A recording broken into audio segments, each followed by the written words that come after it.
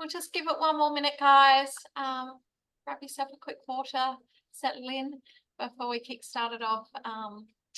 Yeah, feel free to take your camera today.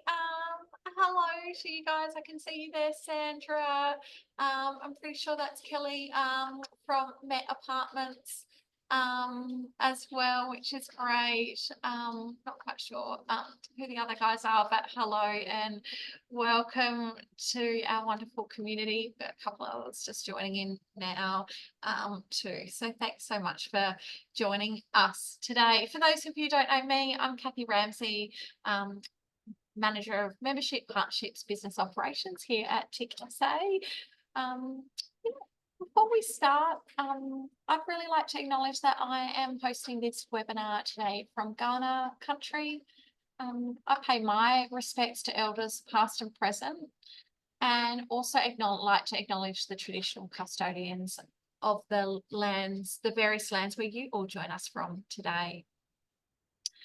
We like to recognise the diversity of First Nations people, acknowledge their cultures and connections to the lands and waters of South Australia.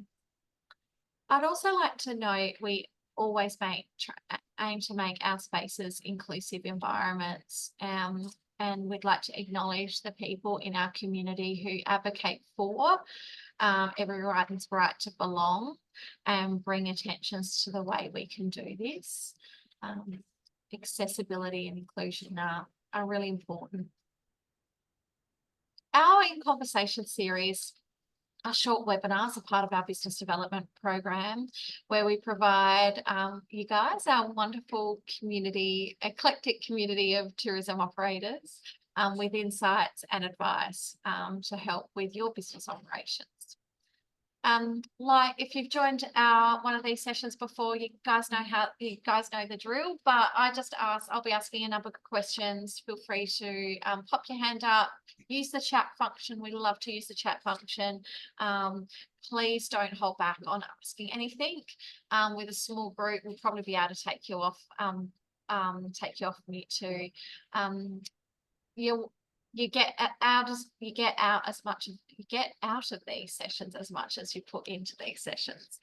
So really encourage you guys to make this as interactive as possible. Perfect. So I'm really pleased to be joined today with our industry partner, the Australian Revenue Management Association. And the topic we're going to be exploring today is really that vital role of revenue management in all businesses, with our goal to really continue to build your education and awareness around these practical techniques that can really be significant. They can help shift the dial for you in your business. A little bit about Australian Revenue Management Association. They actually serve as a leading organisation dedicated to enhancing the skill of revenue and profit optimisation for hospitality and tourism professionals. You know, revenue management, little do we realise it happens in everything we do, the price of bananas. And it is a really important part of pricing for your business as well. I'm thrilled today to be joined by Nicole. She's a senior revenue manager. Nicole, you're joining us from Wollongong today. We've had a bit of a chat about the weather because I don't know, we've got people from Port Lincoln, up the Clare Valley, and from the Adelaide Hills on our session today, and also over on the York Peninsula. So it's quite warm and humid here in Adelaide. It sounds like a fairly similar over there in Wollongong. Nicole. Hi. Nice to meet you. Nice to connect with everyone. And yes, the weather is very warm here as well in Wollongong. Yes. Lovely. So Nicole, I'd love just to kick started off handing it over to you. Just tell us a little bit about Australian Revenue Management Association and a little bit about your role and how you guys work with tourism operators. Yes, of course. So, yes, my name is Nicole. I'm the Senior Revenue Manager with ARMA, and we offer outsourced revenue management for our hospitality and tourism operators. And so we offer that very customized. So even though we have our packages, we offer very customized service. So I serve our operators through that. I'm also looking after our members, and we also have students because we offer a national and accredited course with entry to mid-level, which I'm looking after the students, but we also offer advanced courses. So a bit of everything, to be honest. It's very wide, but yeah, that's my role That's with. great. Oh, that skill development is really important. Not only are you passing on that on by working directly with operators, but also building that pipeline of skills for our industry is critically important. So, Nicole, perhaps let's start with the basics. Like I said, alluded to before, revenue management is actually a part of our day-to-day life if we know it or don't know it, e.g., price of bananas. But can you explain to us really what revenue management means and why it's so critical to the tourism industry, not just accommodation operators? Yes, it's very, very important to, it's really simply said, to make money, to make profit, and to really utilize everything that we know. So if we look at our weekly inventory as like a jigsaw puzzle, right? So we have a piece that fits perfectly in there. So we want to, do forecasting so we can predict our demand so that we also can apply the best pricing for those periods. And that's then how that sort of puzzle fits together. So we really have to use everything we know, all the data, to make the best decisions, because we have to think that once a night is over, that's also our opportunity gone with making money for that night with that, with that sort of room or whatever we offer. So it's always that sort of opportunity we have, and it's that's why it's so important to make the best profit and to really think of how we can utilize everything together. Yeah, no, that's a great explanation. And Nicole, it's not just applicable to rooms. I remember going to one of ARMA's first conferences many years ago when I was sitting in accommodation. Um, and, you know, revenue management is used for so many things. In fact, like Sydney Airport were using revenue management for their car parking system back in when I went to that conference. So,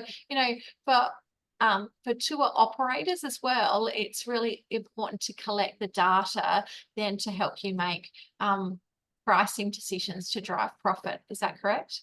100%. And as you mentioned, the airline started with it, and it's literally everywhere to make the best, profit. And so it's airlines, hotels, tourism operator like tourist park, theme parks, restaurants now follow. Like everywhere, we have to be really mindful of how to make the best profit and how to use the data. Yeah. So it's very wide. Lovely. So, how can really adopting that revenue management mindset improve financial performance? Like, why should it be a priority in our business, looking at collecting data and looking at that data to use it for decision-making purposes? It's really to prevent revenue loss, because if we don't have that revenue management mindset, we can put a lot of money on the table. If we have a suboptimal forecast, that will affect how we price us, and it means we don't get the best price at that time for our product. At the same time, it actually feeds through also our rostering. If we really misjudge our forecast, if we are not on top of this, we also have really poor cost management. So everything is really tripping down and have an effect on it. So having a revenue management mindset prevents us from leaving money on the table, really, and making the best out of what we have. Yeah, sure. So let's suppose before we dive deep into some of these sort of pieces we've talked about, dynamic pricing and some of these strategies, let's talk about the misconceptions, Nicole. What are some of those common? Let's put them out first. What are some of those common misconceptions around revenue management for businesses to be able to overcome? The biggest misconception is that set and forget. So we really can't set and forget a strategy. Revenue management is really 24/7. We have to be on it all the time, and we have to reforecast over and over again. The market change, the situation changes. So the biggest misconception is really that we can set and forget. And back in the days, and some properties still do it. There's, we have a high season and a low season, and this is our price for our product. So this is really a misconception that we can do that. We always have to look at it all the time, and our distribution, our inventory. So it's a constant work in progress. Yeah, sure. So, for example, Kathy's canoe tours, constantly looking at my product pricing based on demand rather than setting out the price of a day trip canoe tour, 12 months out and just forgetting it and just leaving it as that. So constantly looking at that pricing according to how that demand, how bookings are coming in. 100%, and also with setting restrictions to really protect our inventory and have restrictions in place based on our demand and based on the forecast. So yeah, really working on it and to know everything. And also very, very important, our guest reviews.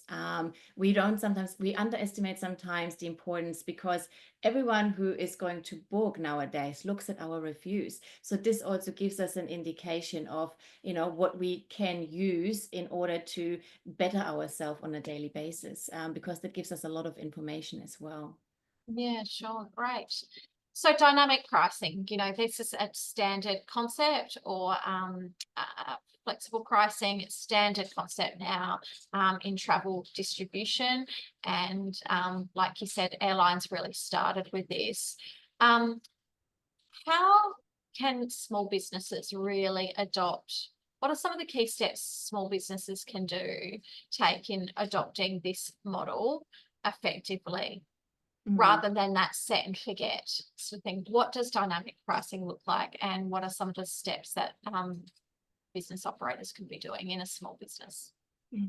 So for example, to keep it like for small businesses, like flexible, it's important to probably have also a lot of different options for the guests. For the guest who wants to be perhaps be a bit more flexible, they're willing to pay perhaps a higher price, and maybe they can cancel, more flexible, versus someone, maybe wants to pay a bit less, but then they are actually not flexible. So we can take that on board in dynamic pricing, and really, look at the look at our forecast and really often reforecast, and we don't have to implement expensive tools. Like, we can actually, with very inexpensive tools, even quite with the basics, can have dynamic pricing in place. Look at your daily pickup, really know what is the daily pickup, and even if it's just on a spreadsheet, I would really recommend that businesses start with even looking at Google Analytics, and look at your spreadsheet and really utilize what you have.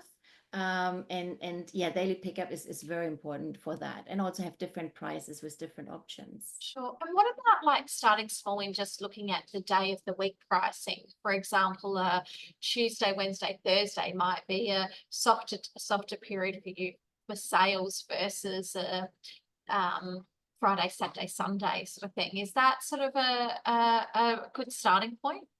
100%. So, and that really depends where you're at and when your demand is, because some operators, they are very busy on the weekends, versus some others have the high demand during the week. So looking really at your days and where the high demand is, and also what I mentioned before, having restrictions in place to really utilize that. And with the pricing, yes, that's very important.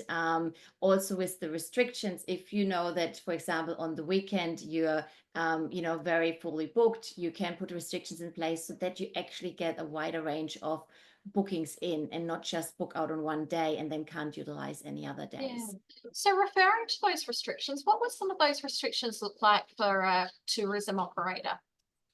So let's say it's an accommodation provider, and we hypothetically weekend booked. The Saturday is always fully booked, and sometimes maybe we struggle filling the Friday for 2 nights because the Saturday is already fully booked. Now, knowing that and planning in advance can really prevent that spike, and being able to use all those 2-nighters to fill. And so it's important to put, for example, a 2 nights length of stay on a Friday, so or on a Saturday, so you get like or close to arrival on Saturday, so you know that you don't spike, and in the end you lose revenue because you can't add any more bookings to that Saturday. So, and oftentimes when you put a restriction in place, it is not set in stone. You can put a restriction in place and see how it goes if you start early and look in advance.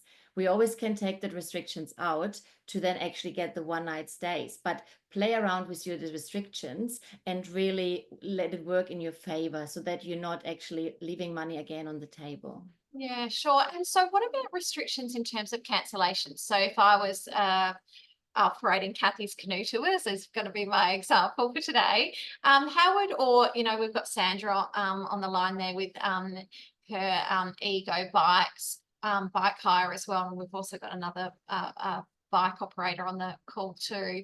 So what about someone in terms of an experience like this?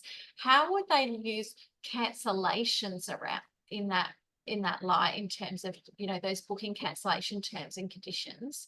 How would you flex them around a restrictions piece to help with that demand?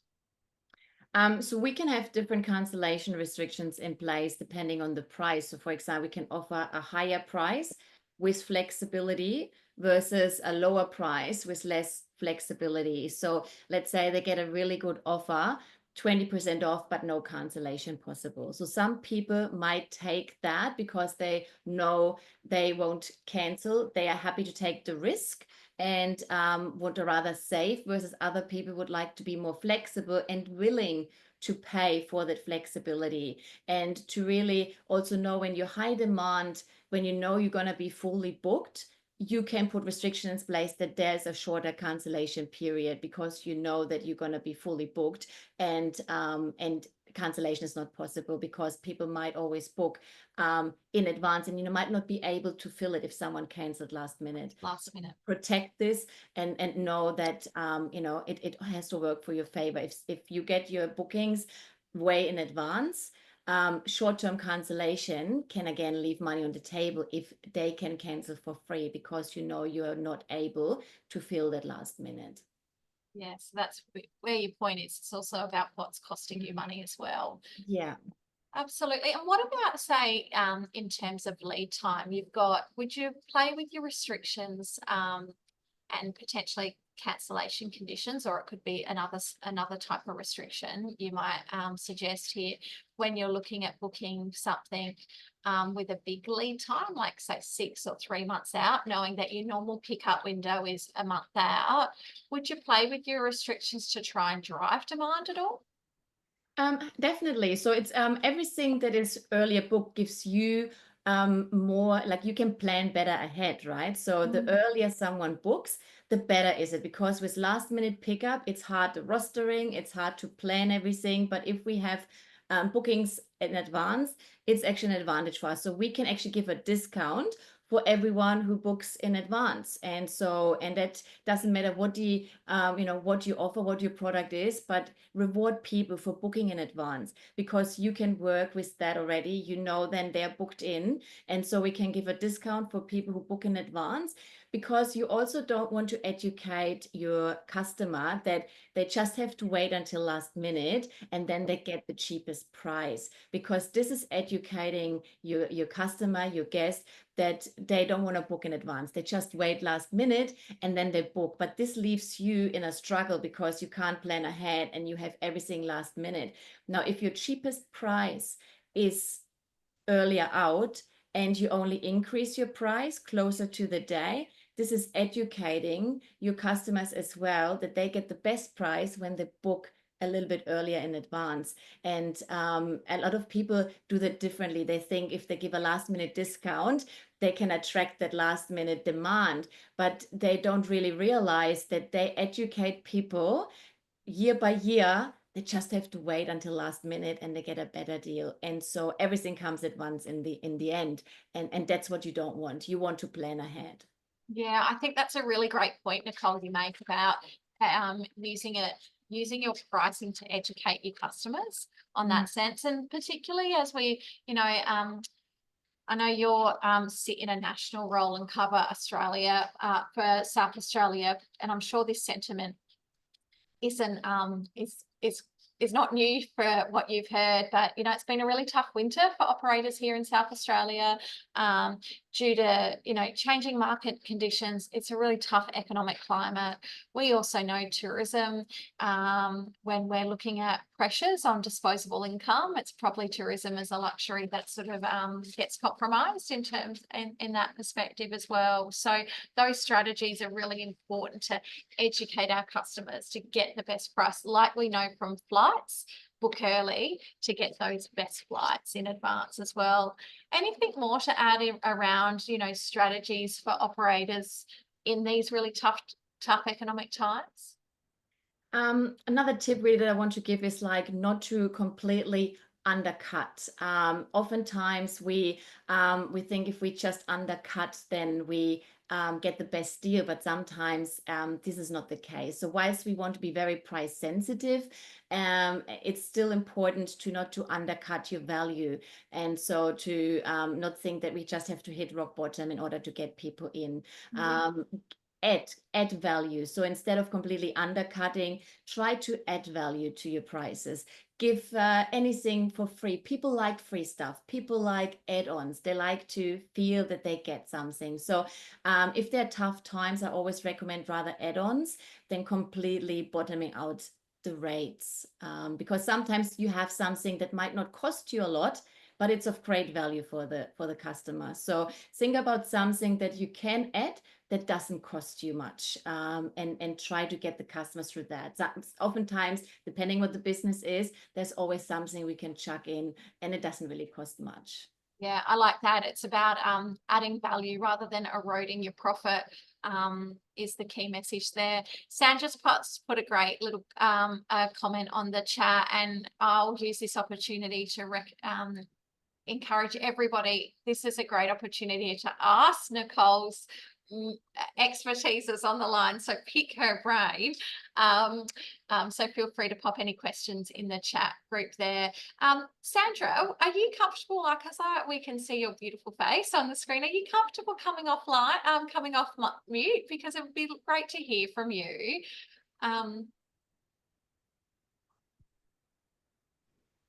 There you go. That's perfect. Thank you, Kathy and Nicole. You're welcome. Yeah, Nicole, what do you think is a good timeline if you have someone wanting to book bikes? They book 4 or 5 months in advance. I see it being a great idea to offer a discounted price. How many months or weeks prior to booking, or years, however many, what is the time that you recommend that the discount is available to, and how do you word it on your website to show that, I mean, you have to do it prior to people booking, or do you wait till they actually tap through ResD to get to the calendar date that they want and then find that there's a discount without knowing that they're going to get one? So how do you advertise that on your web as well, on your webpage? That's a good question. So how about something like an early bird special, something that is like a special offer, which attracts people to look into further. And also if someone books with you, maybe you have return guests, maybe also, promote to rebook because they get, that early bird special. And it can really anything, you can even stack it that, if they book a year out, and you would know maybe there are some regulars, they would book a year out, they get a certain amount, but then when it's like 6 months out, the discount is a little bit reduced. So you can also stagger those discounts. You can give a higher discount 1 year out, but then reduce the discount 6 months out. And then when you know that within the 4 months before arrival, or before booking, that's usually when everyone books, you then can just, leave the discount out, because you want the discount to attract the business before the normal pickup. So you can actually plan it ahead, right? So your early bird special can be in that time where usually lower bookings come in, because you want to engage people to actually book earlier out, if that makes sense. I hope that helps. Is that a little bit clearer? Very much so. Thank you. You're welcome. Excellent. Thanks, Nicole. That is really good. And that sort of refers back to what Nicole was talking about earlier. It's about collecting your data. So really, truly knowing what is your traditional pickup period, and therefore because you don't want to erode revenue in your traditional pickup period. You want to build additional demand prior to that traditional pickup period. So looking at your bookings, even if they're bookings for today, and going, well, when did majority of these bookings come in, to start to build those trends and those patterns to get a true indication of what that pickup period, those traditional pickup periods are like. Is that correct, Nicole? 100%. Yes, you do not want to give a discount in your period when your normal bookings come in. What you can do then in that period when your normal pickup comes, this is then when you can give, for example, 2-3 different rates with, different cancellation periods, for example. So, you pay a higher rate for more flexibility, or you pay a lower rate with less flexibility. So you still give the customer the choice, but that is dynamic pricing, but you do not actually give an early bird discount because they come in anyways. So you only want to give a discount to get people in on a day where they usually don't come in. Yeah, absolutely. So, Nicole, in terms of KPIs, then, what are some of the KPIs that operators should be tracking? Because we're going to revert back to, we've talked about this a little bit in terms of data, finding out pickup periods, enabling us to make really smart pricing decisions, particularly around dynamic pricing and restrictions. They're two real key strategies to use. So what are some of the KPIs that tourism operators should be tracking to sort of measure not only success of strategies, but also help them with the decision making of those strategies? So a big point is comparison, to really compare your results with another like period. So either like year-on-year comparison, or really a certain event versus a certain event. So really, again, knowing your data is important. So comparing, again, the benchmark, there's always for every industry a benchmark, an industry benchmark, and really also look at the benchmark. And another one is also the customer reviews. That is also a sort of benchmark for you to measure your success, really, and to also use that as an opportunity to do things differently, and to really take this on board, engage with the customer, and really have that use it as a tool for you. Yeah, absolutely. And those customer reviews, for our members on the line who have their quality tourism accreditation, obviously Review Pro is an incredible tool to help you manage all your customer reviews across 175 review sites. And that Review Pro gives some incredible data as semantics as a result as well, to help you with these insights as well. So it all feeds in together in that sense. Nicole, and I don't know how many people have attended some of the Tourism Australia industry briefings lately, but Tourism Australia have released their Future of Distribution report for 2024. I've really been quite inspired by some of the insights, which really highlights the transformative, oh, I can't even talk, I can't even get that word out, transformation. Trends that are shaping the global travel industry. And this is really from like technology through to changing consumer behaviours, and also that complexity of the distribution system, the ecosystem that is distribution.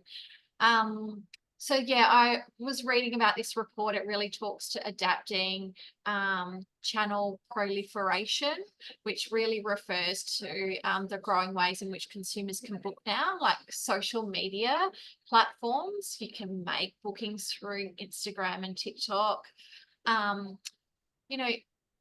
this really is showing in data that travelers are increasingly using those multiple channels to book.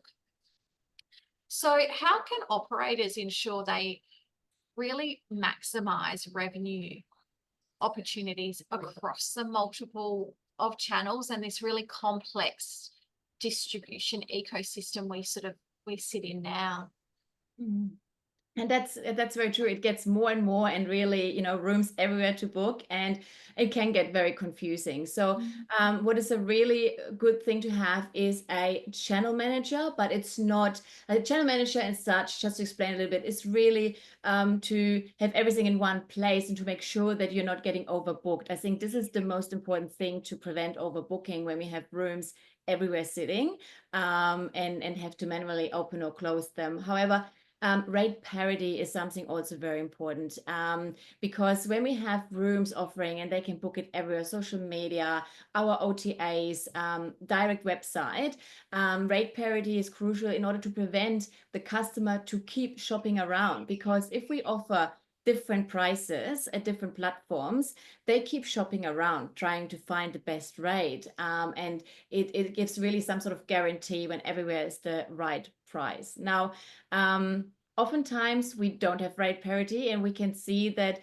we try to maybe have a cheaper price on our, you know, OTA, so our website, and then there's this rate parity. Important is to know the cost of the channel we're offering the room. And so whilst we, you know, OTAs are really important to have and to get our word out, and all the social media, the best channel is still our direct bookings through our direct website. Now, we don't get that with undercutting everything, but again, what I mentioned with putting add-ons in place and to really promote the perks of booking directly, put something in, right? So it's really important that parity, I really want to highlight that parity is really important across all those channels and to prevent overbooking. Can you explain a little bit more about rate parity for the people on our call who haven't heard of that term before, and perhaps give us a bit of a real life an example of how you can see an operator using parity, particularly when they're selling through multiple distribution partners, including their own website, a social media platform, e-commerce platform, and a third party intermediary like a booking.com or Expedia. Could you give us a bit of an example of what rate parity looks like in that situation? Of course. So let's say we offer a certain price, and we want to engage more people through either social media or OTAs, and we might think, oh, we just put an offer in a certain platform, but we don't replicate that offer on all other channels.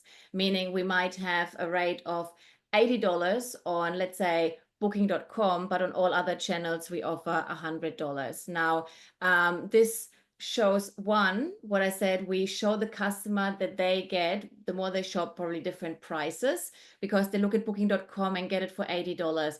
Then they look on Expedia and get it for $100. Then they look somewhere else and there might be another offer. So if we don't apply the same offer on all channels, there is a rate parity. We can put add-ons in, but if we reduce the price, there is disparity going on. Now, if we in the accommodation factor, we actually are bound to having the same rates everywhere. If we undercut somewhere, we actually are not sticking to the contract.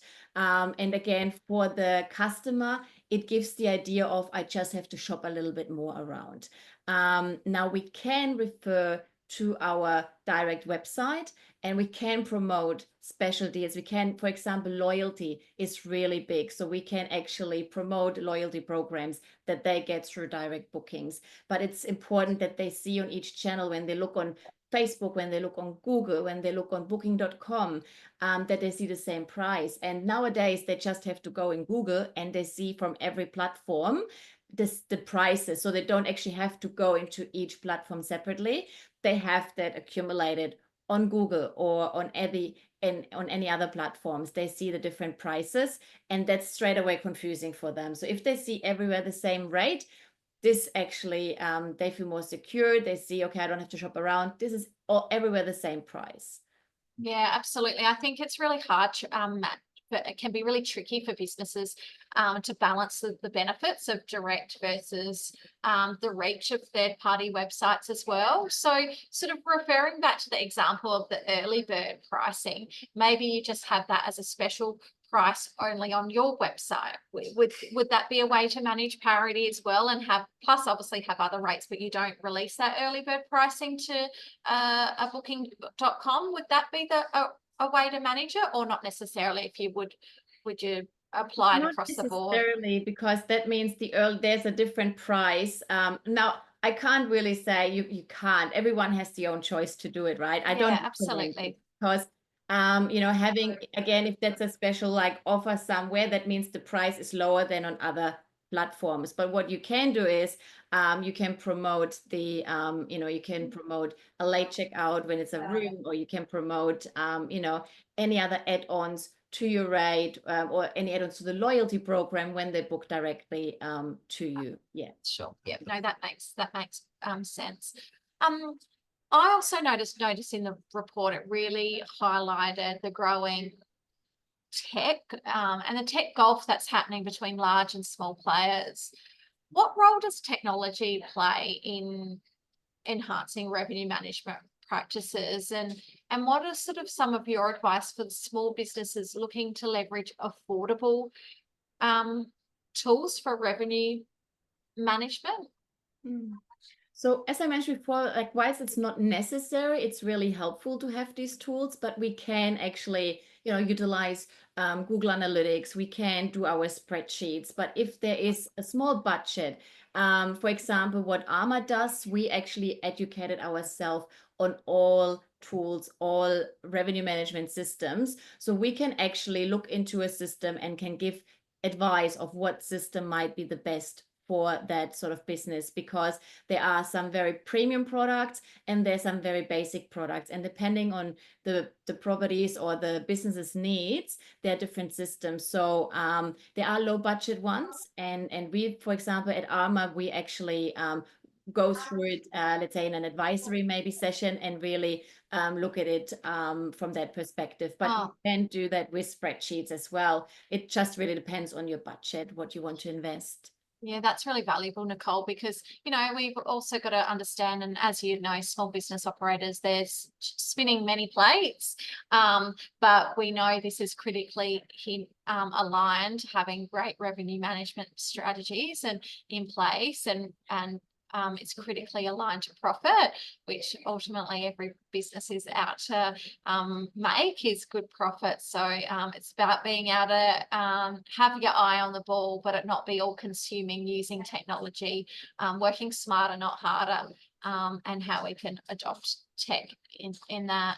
AI, it would be silly if I didn't have a conversation with you about AI, because it's popping up in everything we do these days. I even heard on the radio coming into work today that Coles are going to be adopting AI to help us with knowing where our, you know, most used products are located in, most bought products are located in the supermarket. So it would be foolish of me not to touch on AI, Nicole, but it is shaping future travel, the future, you know, the distribution of travel. What ways are businesses using AI to enhance their revenue management strategies and systems?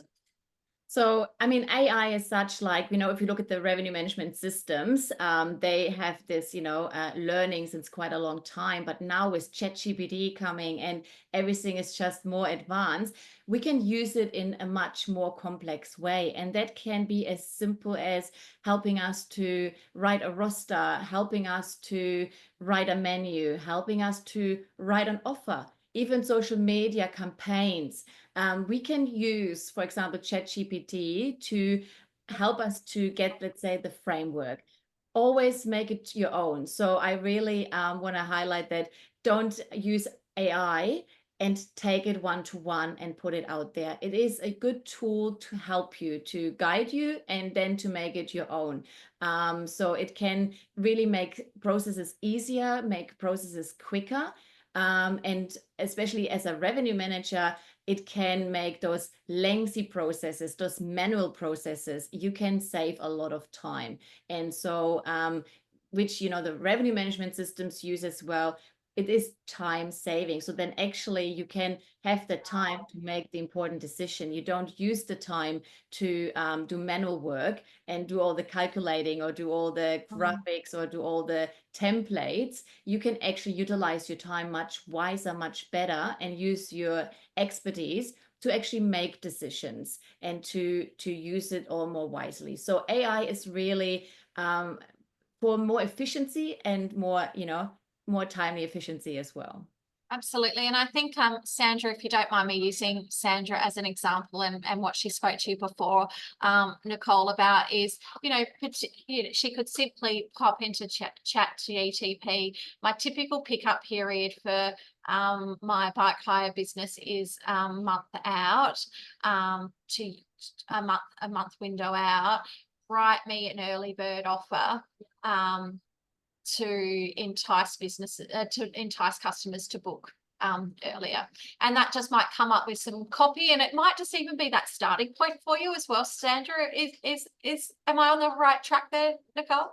100%, yes. And exactly for those early bird offers, how do you frame it? How do you get something out, give exactly the details to ChatGPT. This is what I want to offer. Make it sound attractive, inviting. I want people to feel compelled to book in advance, and see what ChatGPT does. And then take it, read it through, and add your own personal note to it. But it can give you a really great framework, especially when you start, like, you know, where to start, what to do. It gives you that sort of template, and then you go from there. Yeah, exactly. It's a really good starting point, isn't it? And then you can just tweak from below as well from there. Lovely. So before we wrap up, I really want to invite anybody else in the call. If you've got any questions, please use this opportunity to pick Nicole's brains and pop them up in the chat, and then I can take them from there. But I feel like we've covered a lot today, Nicole. Before we finish off, your top 3 tips to everybody joining us today for them to try and to implement. I've made a page of notes myself as we've been talking, but what are your top tips? Number 1 is really upskill. So really upskill yourself, your employees. Knowledge is power. And I really would like to refer to our accredited course, which is an entry to mid-level small course which we offer, and that really teaches the basics and the foundations of revenue management, and which can be implemented in any business. It's really the revenue management sort of mindset, right? That's number 1. Number 2, I have also get expert advice, right? So if you don't have a revenue management background, and if you struggle with something, get expert advice. And again, ARMA has outsourced revenue management as little or as much as a property or a business might need. And sometimes you might just have that one task that you really struggle with because you don't have that revenue management background. Get advice, get expert advice, right? And another thing is also like to mention the business coaching that is also offered, and as well, like, you know, even some advice. Yeah, no, that's perfect, Nicole. Absolutely. I was going to mention our coaching program. If anybody wants to continue this conversation with Nicole, so all TKS, everybody actually on the call has access to our one-on-one coaching program. It's actually valued at over $400. TKSA members get that subsidized for $44 for 2 hours. So it's $44, which is a really great investment for 2 hours of that, tapping into that expert advice and really help, you know, if you want to take this conversation further and have those specific discussions about what that looks like for your property. And then that is, you know, for anybody who's a non-member on our call too, that's available as well.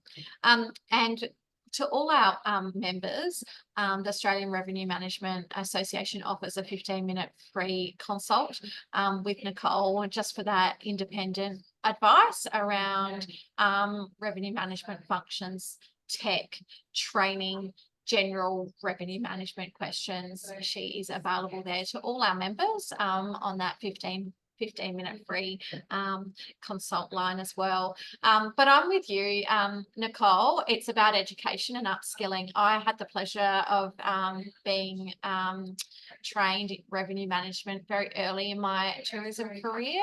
And it's been a practice that I have continued to use. And it's critical to help driving that bottom line. I don't think there's a wrong or right way about doing it, because it depends on your business. So this is where for you guys to continue to educate yourself, try things and learn from it, test and try. But to your case, Sandra, you know, test and try with that early bird option. Try and look back at getting some of your data, finding out your true pickup windows, looking at that rate parity around those various platforms you're doing, because that and looking at the distribution system, because it is complex. You know, now with e-commerce coming in for social media, TikTok is the #1 search engine used now. So, you know, they're incredibly influential areas to go. And whilst you might not think your customer is on TikTok, it might be someone who's influencing your customer. And I'll use myself as an example. I've got teenage boys. So, you know, I'm not on TikTok, but they're influencing the buying decision because they certainly are as well. So, yeah, look at your distribution system in that sense, and test and try with restrictions, and then lastly also guest reviews, incredibly important.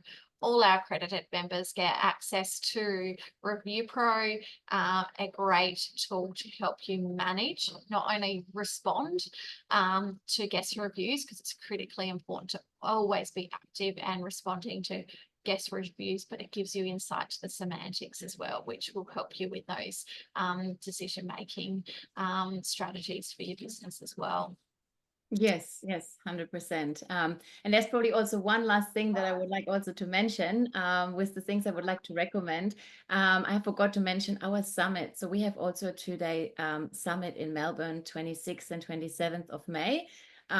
So I also recommend highly, if you're free and want to learn and want to connect the network for 2 days, that's also something that I would like to invite everyone along. So absolutely, and that is a great summit. I've had the pleasure of attending previously on multiple occasions, and it's a great professional development opportunity for everybody.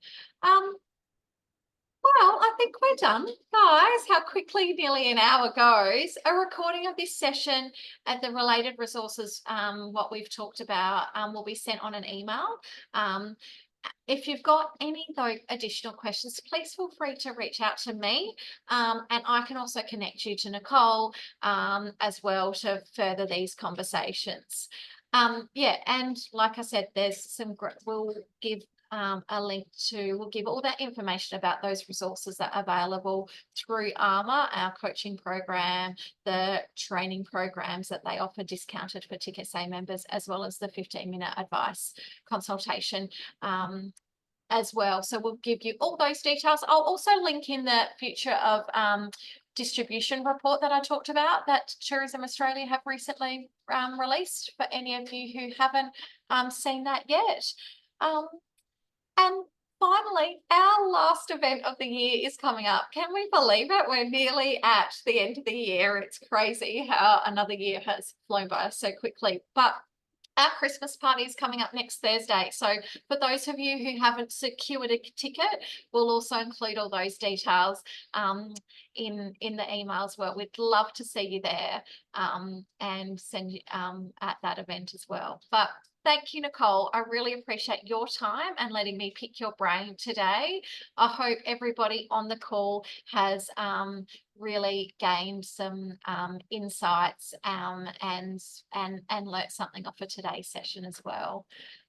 thank you so much for having me. It was a pleasure to connect with everyone. And yeah, it was lovely. Thank you so much. We'll see you all soon. Thank you again. See you soon. Thank you so